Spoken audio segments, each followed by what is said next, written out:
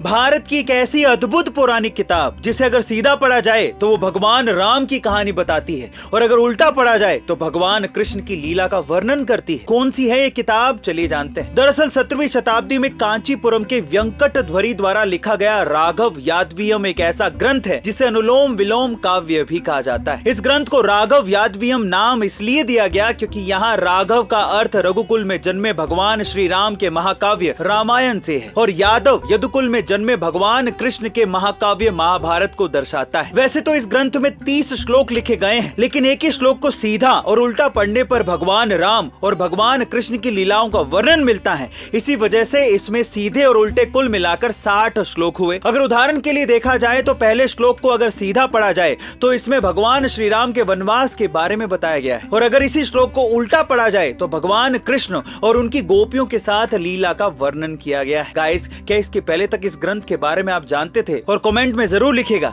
हरे कृष्णा हरे राम। आखिर प्रसाद के तौर पर पंचामृत और चरणामृत ही क्यों दिया जाता है? पंचामृत और चरणामृत में ऐसा क्या है जो इसे इतना पवित्र माना जाता है? चलिए जानते हैं। देखिए, पंचामृत दूध, दही, शक्कर, शहद और घी, इन 5 चीजों को मिलाकर बनाया जाता है। पंचामृत पीने से शरीर मजबूत बनता है और कमजोरी दूर हो जाती है। इसी तरह चरणामृत को भी पवित्र माना जाता है। चरणामृत यानी कि विष्णु भगवान के पांव का पानी। इसे बनाने के लिए तांबे के बर्तन में रखा हुआ पानी भगवान की मूर्ति के पैरों पर छोड़ा जाता है, जिसके बाद निकला हुआ पानी प्रसाद के तौर पर पिया जाता है। चरणामृत से आत्मा शुद्ध हो जाती है और आपके मस्तिष्क को शांत रहने में मदद मिलती है। इसलिए हिंदू धर्म में पंचामृत और चरणामृत को पवित्र मानकर प्रसाद के रूप में पिया जाता है। सो गाइस, क्या इसके पहले तक इंटरेस्टिंग फैक्ट आप जानते थे? और अगर नहीं तो कमेंट सेक्शन में जरूर लिखिएगा। क्या शिवलिंग का मतलब किसी जननांग से है या फिर इसका मतलब कोई और है? देखिए, हिंदी भाषा में एक शब्द के 2 या 2 से ज्यादा मतलब निकलते हैं, जैसे कि सूत्र शब्द का मतलब धागा भी होता है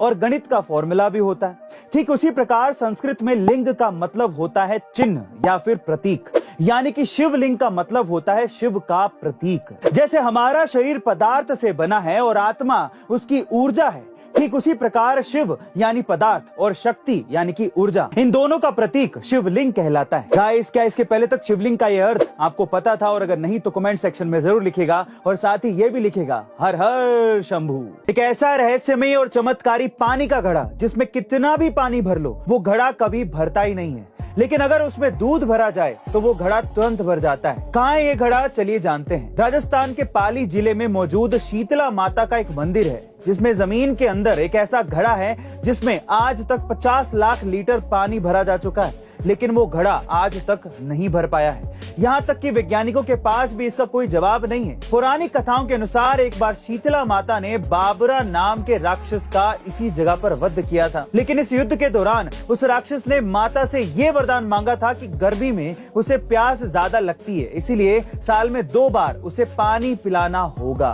तब से साल में 2 बार इस घड़े में राक्षस के लिए पानी भरा जाता है। और अगर आपको ये लगता है कि ये सारा पानी जमीन के अंदर से कहीं बहकर निकल जाता होगा तो आप गलत हैं, क्योंकि जब इस चमत्कारी घड़े में दूध भरा जाता है तो वो तुरंत भर जाता है। ऐसी अनगिनत चमत्कारी चीजें हमारे भारत के कोने कोने में छिपी हुई हैं। आप इसके अलावा किस बारे में जानना चाहते हैं? कमेंट सेक्शन में जरूर लिखिएगा। अगली वीडियो में